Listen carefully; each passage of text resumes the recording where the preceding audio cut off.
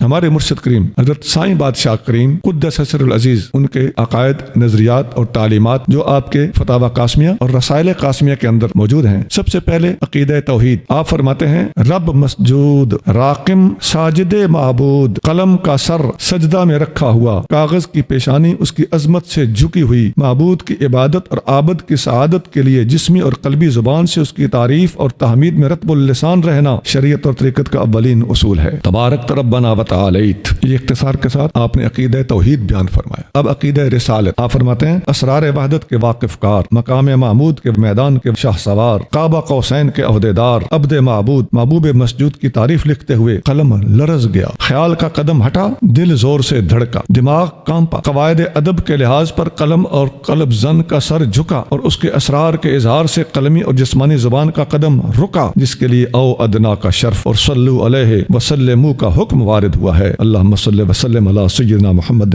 و آل محمد صلی اللہ علیہ وسلم۔ رسائل قاسمیہ صفحہ نمبر 43 آگے فرماتے ہیں عقیدہ ختم نبوت کے حوالے سے فرمایا قادیانی نبوت پر ایمان لانے اور غیر نبی کو نبی تسلیم کرنے کے بعد اس کا ایمان نہیں رہے گا، بلکہ حکم ارتداد کی وجہ سے ایمان اور نکاح دونوں ضائع ہو جائیں گے۔ قال صلی اللہ علیہ وسلم انا خاتم النبیین لا نبی بعدی، آپ صلی اللہ علیہ وسلم نے فرمایا میں خاتم النبیین ہوں، میرے بعد کوئی نبی نہیں ہے۔ ابو داؤد 4252۔ وقال علیہ الصلوۃ والسلام، اور نبی کریم رؤوف الرحیم صلی اللہ علیہ وسلم نے ارشاد فرمایا انا آخر الانبیاء وانتم آخر الامم، میں آخری نبی ہوں اور تم آخری امت ہو۔ ابن ماجہ حدیث نمبر 4077۔ آگے روح المعانی کے حوالے سے، فتاوی ابن حجر کے حوالے سے، ملا علی قاری کی شرح فقہ اکبر کے حوالے سے اور الاعلام بالقواطع اس کے حوالے سے اور مکمل تحقیق کے ساتھ آپ لکھتے ہیں کہ ختم نبوت کا مسئلہ ضروریات دین میں سے ہے، اس کا انکار کرنے والا اور نبی کریم صلی اللہ علیہ وآلہ وسلم کے بعد وحی کے نازل ہونے کا عقیدہ رکھنے والا اسلام سے خارج ہو جاتا ہے، وہ کافر ہو جاتا ہے۔ یہ ساری بحث آپ نے فتاوی قاسمیہ جلد نمبر 2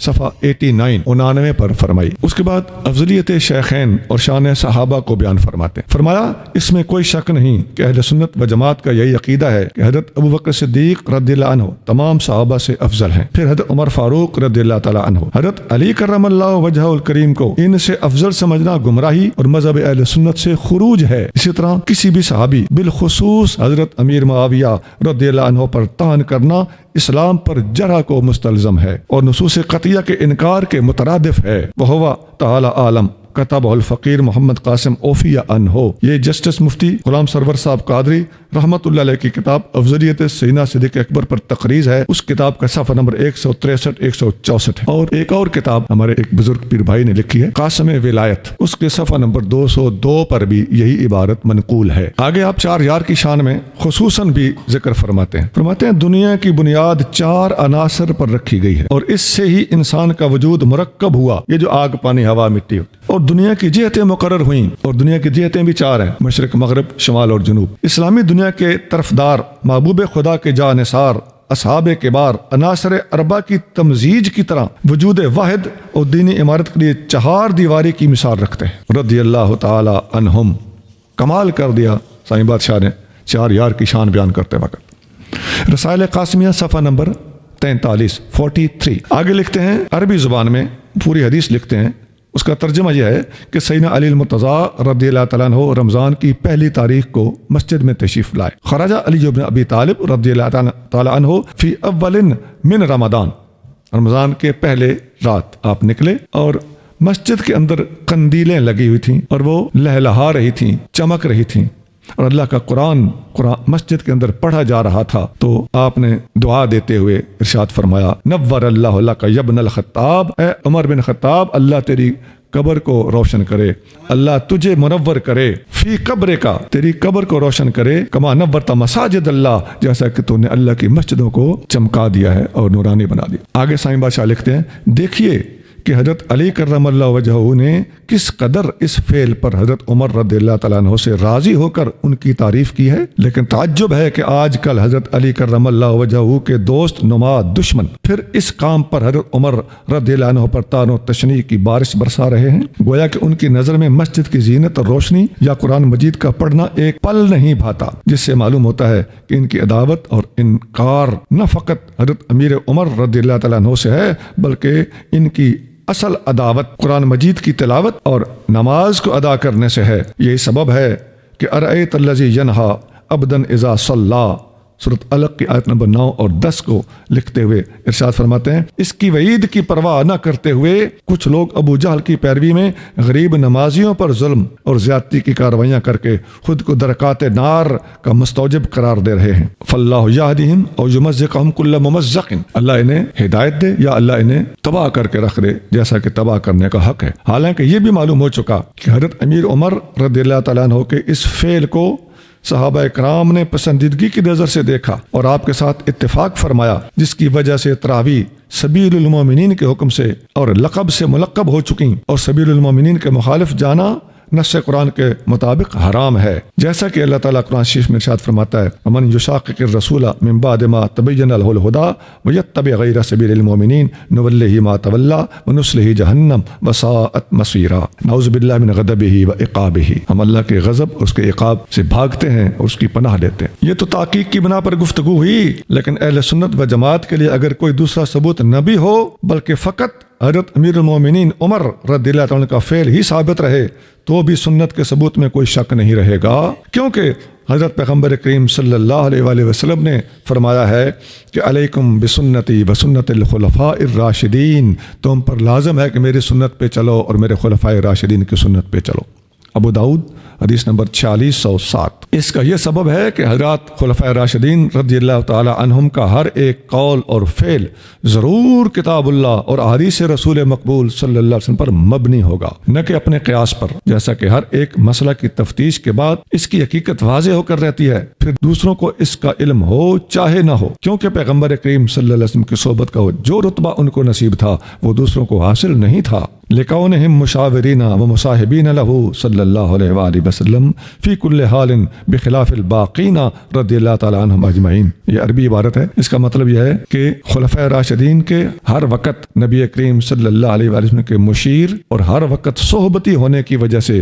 ان کو جدا گانا شان حاصل ہے ہر حال میں، جبکہ باقیوں کو اس قدر اعزاز حاصل نہیں تھا، اگرچہ یہ اعزاز حاصل ان کو بھی تھا۔ یہ ساری بحث رسائل قاسمیہ صفحہ نمبر 32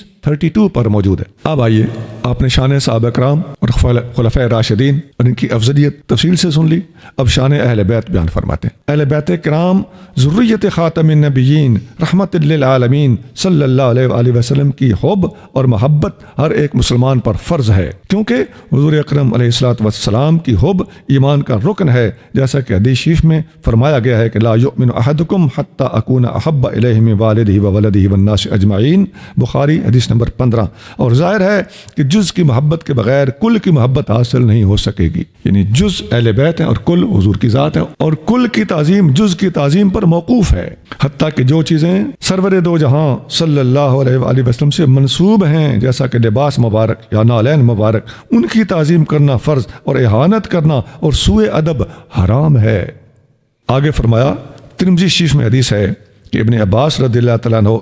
روایت کرتے ہیں کہ نبی کریم رؤوف رحیم صلی اللہ علیہ وآلہ وسلم نے ارشاد فرمایا، احب اللہ لما یغزوکم، میں ترجمہ سنا دیتا ہوں، اللہ سے محبت کرو وہ تمہیں رزق دیتا ہے، اور مجھ سے محبت کرو اللہ کی خاطر، اور میرے اہل بیت سے محبت کرو میری محبت کی خاطر۔ ترمذی 3799۔ وقال علیہ الصلوۃ والسلام، اور نبی کریم رؤوف رحیم صلی اللہ علیہ وسلم نے ارشاد فرمایا، الا ان اہل بیتی فیکم مثل سفینۃ نوح من رکبها نجا ومن تخلف عنها غرق۔ میرے اہل بیت کی مثال تمہارے اندر ایسے ہے جیسے حضرت نوح علیہ السلام کی کشتی ہو، جو اس پر سوار ہو گیا وہ بچ گیا، نجات پا گیا، اور جو اس کشتی سے رہ گیا وہ ڈوب گیا۔ یہ آپ نے صحابہ کی شان بھی سنی، اہل بیت کی شان بھی سنی، اور آپ دیکھتے ہیں اہل سنت کا اس وقت سب سے زیادہ زور ہی اس بات پر ہے۔ ہم ہر روز تقریباً بے شمار خطابات میں یہ بات واضح کرتے رہتے ہیں کہ صرف صحابہ کرنا خارجیت ہے، صرف اہل بیت کرنا رافضیت ہے، ان سب کو اکٹھا کرنا سنیت۔ اب ایک اور اصول سائن نے بیان فرمایا، صحابہ اور اہل بیت اکٹھے۔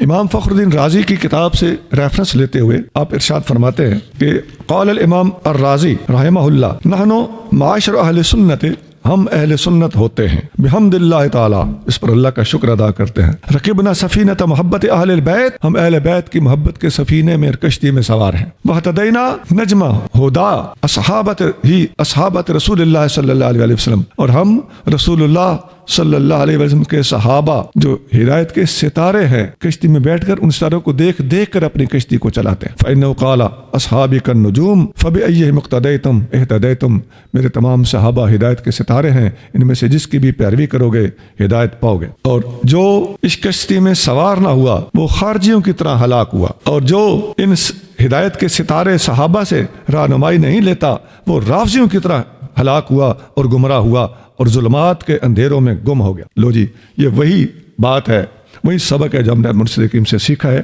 اور ہم بچے کو پکڑ پکڑ کے یہ سبق بتاتے رہتے ہیں، اور آج بھی ببانگے دہل للکار کے یہ بات بتا رہے ہیں۔ ہمارا اہل سنت کا یہی طریقہ ہے، یہی ہمارے مشائخ کی تعلیمات ہیں، ان سے سجے کھبے ہونے والا گمراہ۔ آگے فرماتے ہیں، پس جو اہل بیت کرام صاحب تقوی اور صاحب دین ہیں، ایک چیز میں کلیئر کر دوں، اپنے اپنے علاقے میں بولی ہوتی ہے اور اصطلاح ہوتی ہے۔ ہم سادات کہتے ہیں تو سندھ میں سادات کو آج بھی اہل بیت کہا جاتا ہے، یہ وہاں کی اپنی اصطلاح ہے، یہ میں نے کلیئر کر دیا تاکہ کسی کو کوئی کنفیوژن نہ رہے۔ پس جو اہل بیت کرام صاحب تقوی اور صاحب دین ہیں، یہ آج کل اہل سادات کی بات ہو رہی ہے، ورنہ وہ جو حضور صلی اللہ علیہ وسلم کے دور میں اہل بیت اطہار تھے وہ سب کے سب متقی۔ تو آپ کو سمجھانے کے لیے میں بات کر رہا ہوں کہ جو سادات کرام صاحب تقوی اور صاحب دین ہیں، ان کی تعظیم و تکریم اور اطاعت کرنا دونوں فرض ہے، لیکن جو اہل بیت شرع مقدس پر ثابت نہیں ہے تو ان کی اطاعت اور ان کے ساتھ صحبت گویا کہ ناجائز ہیں، لیکن ان کی بے تعظیمی کرنا بھی روا نہیں۔ فتاوی قاسمیہ جلد اول صفحہ 106۔ آگے لکھتے ہیں، اگر کوئی سید اہل تشیع میں سے ہو اور اپنے میلوں یا ماتمی غیر مشروع مجلسوں کے لیے خیرات مانگے تو وہ نہیں دی جائے گی، کما فصلہ المحرر وعلیہ المعول فی الباب، جیسا کہ فقہی احکام مرتب کرنے والے امام نے یہ ساری باتیں تحریر کی ہیں اور انہیں پر اعتماد کرنا ہم پر لازم ہے۔ وَهُوَ تَعَالَى عَالِمٌ بِالْحَقِّ وَالصَّوَابِ، فتاوی قاسمیہ جلد اول صفحہ 107۔ آگے روافض کے بارے میں شرعی حکم بیان فرماتے ہیں، رافضیوں کے 40 سے بھی زیادہ ٹولے اور گروہ ہیں، کچھ فاسق مبتدع ہیں تو کچھ ڈیش ڈیش ڈیش۔ اب آپ خود سمجھ لینا اور پڑھ لینا۔ فاسق غیر مرتد وہ ہیں جو ضروریات اسلام سے انکار نہیں کرتے، آگے لمبی بحث ہے، اور جو ایمان سے گئے وہ کون سے ہیں؟ وہ فرمایا جو قرآن کو بیاض عثمانی اور حضرت عثمان کا خود ساختہ کتاب کہتے ہیں، اور جو حضرت علی کرم اللہ وجہہ الکریم کو خدا یا نبی کریم صلی اللہ علیہ وسلم کی نبوت میں حصہ دار مانتے ہیں، وہ ایمان سے ہی گئے۔ آگے نبراس کے حوالے سے عربی زبان میں لمبی عبارت لکھتے ہیں، آگے فرماتے ہیں اس میں شک نہیں ہے کہ اثنا عشری 12 ائمہ کو انبیاء کی طرح معصوم سمجھنے والے اور قرآن مجید کہ اپنی کتاب کی تعلیم کے مطابق منکر ہیں، جیسا کہ ان کی کتاب فروع کافی اور احتجاج تبرسی اور فصل الکتاب وغیرہ میں دکھایا گیا ہے۔ آگے احتجاج کی پوری عبارت لکھتے ہیں، آگے صافی کی عبارت بھی اس طرح لکھتے ہیں جس میں ان لوگوں نے قرآن کا انکار کیا ہوا ہے۔ یہ ساری بحث آپ نے کی ہے فتاوی قاسمیہ جلد نمبر 1 صفحہ 122 پر۔ آگے پھر لکھتے ہیں کہ جو رافضی اما عائشہ صدیقہ رضی اللہ تعالیٰ عنہ پر قذف اور الزام لگاتے ہیں وہ بھی اسلام سے خارج ہے۔ یہ ساری بحث فتاوی قاسمیہ جلد اول صفحہ 123 پر موجود ہے۔ ان کے تقیہ کے بارے میں آپ ایک بات زبردست لکھتے ہیں، فرماتے ہیں تقیہ کا اصول اگرچہ رافضی مذہب کے شخص کی ہر ایک بات کو پایہ اعتبار سے ساقط کرنے کے لیے کافی، یعنی تقیہ کا عقیدہ، ان کا عقیدہ کہ سچ نہیں بولنا چاہیے، تو پھر ان کی جتنی تعلیمات ہیں ساری کی ساری اڈ پڈ گئے۔ کیا اعتبار ہے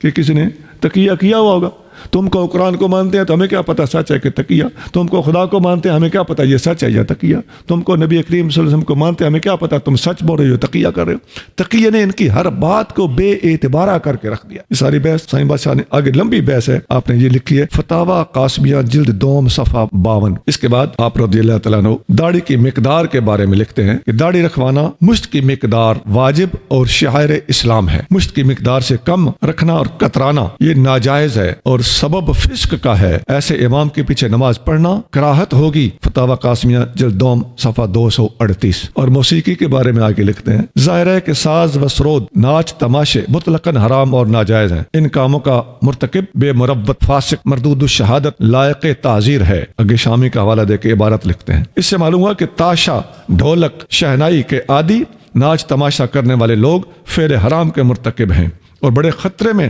اور دنیا و آخرت میں عذاب کے مستحق اور تعزیر کے لائق ہیں، اور وہ فاسق ہیں۔ فاسق کو پیش امام بنانا شریعت کی کتابوں نے کراہت تحریمی لکھا ہے، کیونکہ فاسق کی اہانت واجب اور عزت دینا ناجائز ہے اور پیش امام کرنے میں اس کو عزت دینا پڑتی۔ یہ بھی لمبی عبارت ہے جی، یہ فتاوی قاسمیہ جلد 2 صفحہ 240 اور 241 پر موجود ہے۔ آگے آپ فرماتے ہیں کہ جو آج کل ایک جدید محققین نے ایک ٹرینڈ چلایا ہوا ہے کہ تلفیق بین المذاہب ہونی چاہیے، اور یہ تو اس حد تک جا چکے کہ تلفیق بین الادیان بھی شروع کر رکھی ہے، لیکن تلفیق بین المذاہب چونکہ اس دور میں اس حد تک ان لوگوں نے شرارت اٹھائی ہوئی تھی، تو آپ اس کو بھی رد کرتے ہوئے لکھتے ہیں کہ اس تبدیل اور تلفیق کی کوئی ضرورت نہیں، جبکہ ہمارے پاکستان میں حنفی مذہب پر فتویٰ جاری و ساری ہے اور اسی مذہب کی کتب اور علماء اور مفتیان دین موجود ہیں۔ دوسرے مذاہب کے علماء اور لٹریچر عمومی طرح نہیں مل سکتے، تو احناف اشراف کے مسلک سے انحراف ہونا نہیں چاہیے۔ ازیں سوا فقہا نے تلفیق کو ناجائز قرار دیا ہے اور حکم ملفق کو باطل قرار دیا ہے۔ واللہ تعالی عالم بالحق والصواب والیہ المرجع والمآب۔ فتاوی قاسمیہ جلد نمبر اول صفحہ نمبر 204۔ یہ میں نے بہت جلدی